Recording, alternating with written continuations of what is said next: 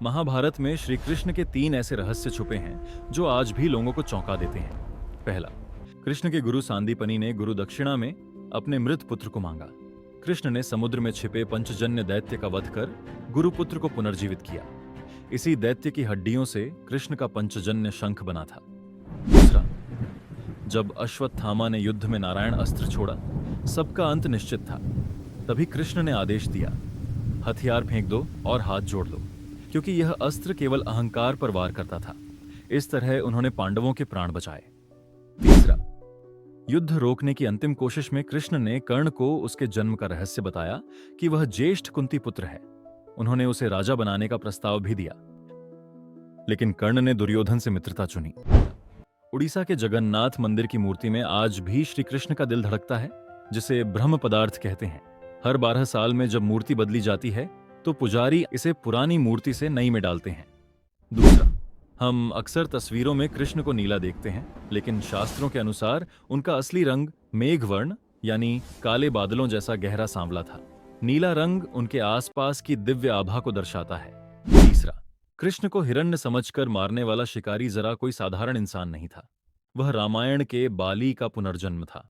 पिछले जन्म में राम ने बाली को छुपकर मारा था, इसलिए इस जन्म में कृष्ण ने उसी के हाथों मृत्यु स्वीकार की, ताकि कर्म का हिसाब बराबर हो सके। क्यों किया श्री कृष्ण ने अपने चचेरे भाई का वध, जिसे दुनिया गुरु भक्ति की मिसाल मानती है? क्या आप जानते हैं कि उस एकलव्य का वध स्वयं श्री कृष्ण ने किया था? एकलव्य कोई साधारण बालक नहीं, श्री कृष्ण का सगा चचेरा भाई था। वह कृष्ण के चाचा देवश्रवा का पुत्र था। अंगूठा न होने के बाद भी वो इतना घातक योद्धा था कि उसकी बाणों की रफ्तार के आगे अर्जुन भी फीके लगते थे। गुरु द्रोण द्वारा ठुकराए जाने के बाद सम्मान की तलाश में एकलव्य ने अधर्म का हाथ थाम लिया। वह द्वारका के सबसे बड़े दुश्मन जरासंध का सेनापति बन गया। जब एकलव्य ने जरासंध के साथ मिलकर द्वारका पर हमला किया, तब श्री कृष्ण ने धर्म की रक्षा के लिए युद्ध में उसका वध किया। कृष्ण जानते थे कि यदि एकलव्य कौरवों की ओर से लड़ा तो पांडवों की हार निश्चित है, पर कृष्ण ने उसे मोक्ष दिया ताकि वह धृष्टद्युम्न के रूप में पुनर्जन्म ले सके और द्रोणाचार्य का वध कर अपना बदला पूरा कर सके।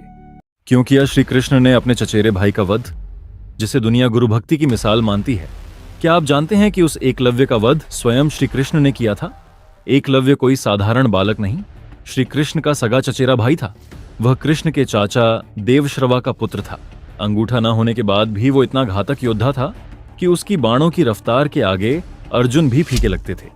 गुरु द्रोण द्वारा ठुकराए जाने के बाद सम्मान की तलाश में एकलव्य ने अधर्म का हाथ थाम लिया। वह द्वारका के सबसे बड़े दुश्मन जरासंध का सेनापति बन गया। जब एकलव्य ने जरासंध के साथ मिलकर द्वारका पर हमला किया, तब श्री कृष्ण ने धर्म की रक्षा के लिए युद्ध में उसका वध किया। कृष्ण जानते थे कि यदि एकलव्य कौरवों की ओर से लड़ा तो पांडवों की हार निश्चित है, पर कृष्ण ने उसे मोक्ष दिया ताकि वह धृष्टद्युम्न के रूप में पुनर्जन्म ले सके और द्रोणाचार्य का वध कर अपना बदला पूरा कर सके। क्या श्री कृष्ण का यह फैसला सही था? कमेंट्स में अपनी राय दें